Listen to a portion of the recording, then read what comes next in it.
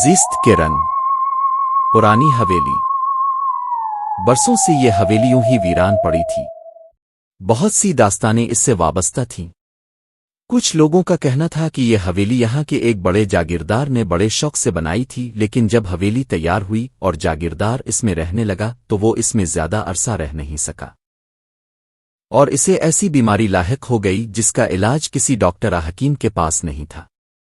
کہتے ہیں کہ جب حویلی کی بنیاد رکھی جانے لگی تو وہاں کام کرنے والے مزدوروں کو مختلف اوقات میں ایک عجیب سا شور تھوڑی تھوڑی دیر کے لیے سنائی دیتا تھا، لیکن وہ شور کسی کے سمجھ میں نہیں آتا تھا۔ اور پھر تعجب کی بات یہ تھی کہ آس پاس کچھ دکھائی بھی نہیں دے رہا تھا۔ مزدوروں نے جاگیردار سے اس بات کا ذکر کیا، لیکن جاگیردار نے ان کی بات کا کوئی نوٹس نہیں لیا۔ جب حویلی تعمیر کے آخری مراحل میں تھی تو اچانک ایک مزدور بے ہوش پایا گیا۔ اسے فوری طور پر شہر کے ہسپتال لے جایا گیا، لیکن وہ بے ہوشی کے عالم میں ہی انتقال کر گیا۔ کچھ لوگوں کا خیال تھا کہ شاید اسے کسی سانپ نے ڈس لیا ہو، لیکن اس کے جسم پر سانپ کے ڈسنے کا کوئی نشان نہیں تھا۔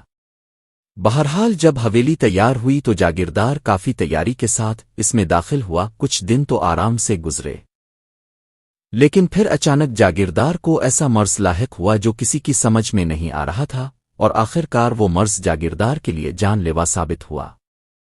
اور پھر اس کا خاندان اس حویلی میں بس نہیں سکا اور آخر کار وہ حویلی خالی کر دی گئی۔ اس طرح 50 سال سے زیادہ عرصہ گزرنے کے باوجود وہ حویلی پھر آباد نہیں ہو سکی۔ کہتے ہیں کہ اس حویلی پر جنوں کا قبضہ ہے اور وہ کسی انسان کو یہاں رہنے نہیں دیتے۔ ایک بار اس علاقے میں سیر و تفریح کی غرض سے آنے والے طلبہ کے ایک گروپ نے یہاں ڈیرا جما لیا۔ مقامی لوگوں سے حویلی کے بارے میں پوچھا تو انہوں نے وہ ساری باتیں بتائیں جو اس حویلی سے متعلق اب تک لوگ سنتے آ رہے ہیں، لیکن وہ سارے نوجوان تھے اور ایسی باتوں پر یقین نہیں رکھتے تھے۔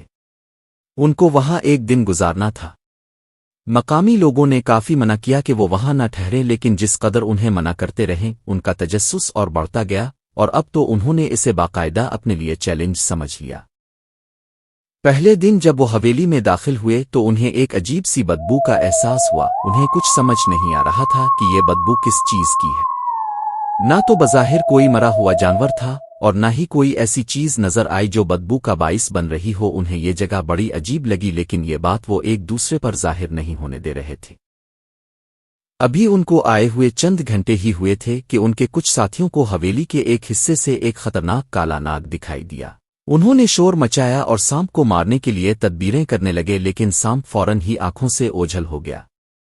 حیرت کی بات یہ تھی کہ چند لمحوں میں وہی سانپ اس جیسا سانپ ان کے دوسرے ساتھیوں کو بھی نظر آیا، جو اس وقت بہت دور حویلی کے دوسرے حصے میں تھے، اور پھر وقفے سے وہ سانپ نظر آنے لگا۔ تمام نوجوان بہت خوفزدہ ہو گئے تھے اور وہ اب سوچ رہے تھے کہ اس قدر سانپوں کی موجودگی میں وہ یہاں رات کیسے گزاریں گے۔ ان کو اب مقامی لوگوں کی باتیں کچھ سچ لگ رہی تھی، لیکن اب حویلی میں رات گزارنے کے علاوہ کوئی اور چارہ نہیں تھا۔ اسی طرح شام ہو گئی۔ انہوں نے گاؤں والوں سے کئی موم بتیاں اور لالٹین وغیرہ لے کر حویلی میں روشن کیے۔ یہ قدیم حویلی تھی، اس لیے یہاں بجلی کا کوئی کنیکشن نہیں تھا، اور بعد میں بھی کسی نے بجلی نہیں لگوائی کیونکہ یہاں کوئی رہنے کے لیے تیار نہیں تھا۔ جیسے جیسے اندھیرا بڑھتا گیا ویسے ویسے ایک عجیب سا شور سنائی دینے لگا، لیکن یہ شور کسی کے سمجھ میں نہیں آ رہا تھا کہ اس کے الفاظ کیا ہے۔ تمام طلبہ ایک بڑے کمرے میں جمع ہو گئے تھے اور اب انہوں نے اپنے خوف کا اظہار ایک دوسرے سے کیا۔ اچانک ایک بچے کے رونے کی آواز آنے لگی، جیسے کوئی بہت چھوٹا بچہ کسی تکلیف میں مبتلا ہو۔ بچے کے رونے کے کچھ دیر بعد کسی عورت کے ہنسنے کی آواز آئی، لیکن یہ ہنسی عام عورت کی ہنسی نہیں تھی، بلکہ اس آواز میں ایک عجیب سا خوف تھا۔ 2-4 گھنٹے مکمل سکون رہا، پھر اچانک ایسا محسوس ہوا جیسے بہت سے لوگ لڑ رہے ہوں اور ان کی آوازیں ان طلبہ کے قریب آ رہی تھی۔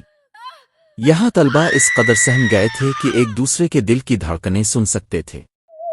یہ رات تمام ساتھیوں نے جاگ کر گزاری اور کوئی سو نہیں سکا۔ جیسے ہی صبح ہونے لگی تمام ساتھیوں نے اپنا اپنا سامان باندھ لیا اور فوراً اس حویلی سے چلتے بنے۔ گاؤں والوں سے انہوں نے رات کے واقعات کا ذکر کیا اور صبح کی پہلی گاڑی سے اپنے گھروں کے لیے روانہ ہو گئے۔ آج تک یہ راز ہی رہا کہ اس حویلی پر آخر کس کا قبضہ ہے جو کسی انسان کو وہاں رہنے ہی نہیں دیتا۔ Thanks for watching.